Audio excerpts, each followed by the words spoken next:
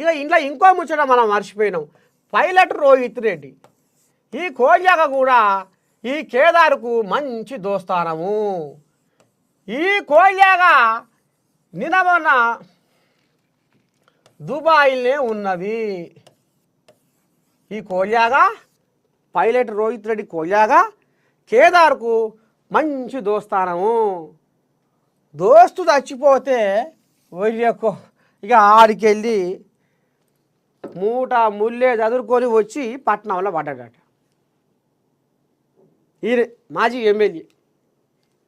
ఇక ఇప్పుడు ఈయన నోరు మూగపోయింది, కేటీ రాములు నోరు ఎండుకపోయింది, రాజుపాకాల జాడపత్తలేడు. కండ ముందర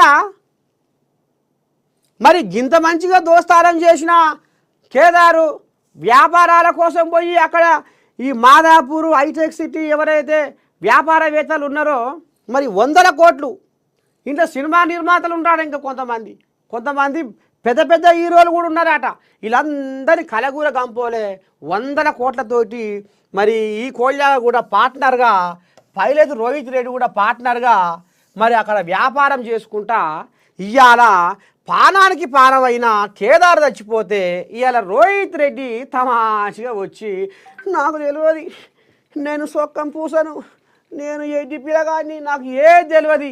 ఇప్పుడు మీడియా వాళ్ళు పోతే అగో గట్లా అంటుండట, మా ఇంటికే రాకుని మాకు ఏ ముచ్చట మాకు తెలియదు అంటుండట.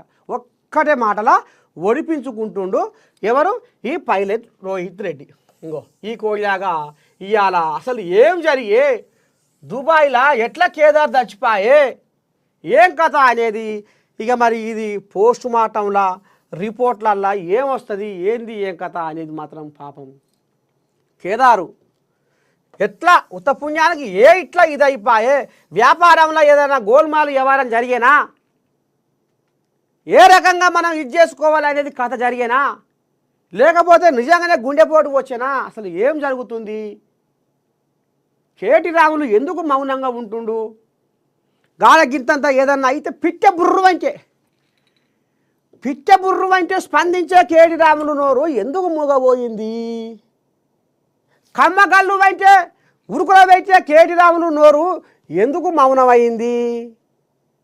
కేదారు మీద ఇవాళ ఆయన మరణం వెనకాల ఇవాళ ఎందుకు ముందుకు వస్తలేడు, ఎందుకు మాట్లాడతలేడు, ఎందుకు మైకుల ముందుకు వస్తలేడు అనేది ఇప్పుడు తెలంగాణ సమాజానికి మంచిగా పూసగుచ్చినట్టుగా తోసిపోకుండా అర్థమవుతుంది. ఇగో ఇది కథ. మొత్తానికి పాపం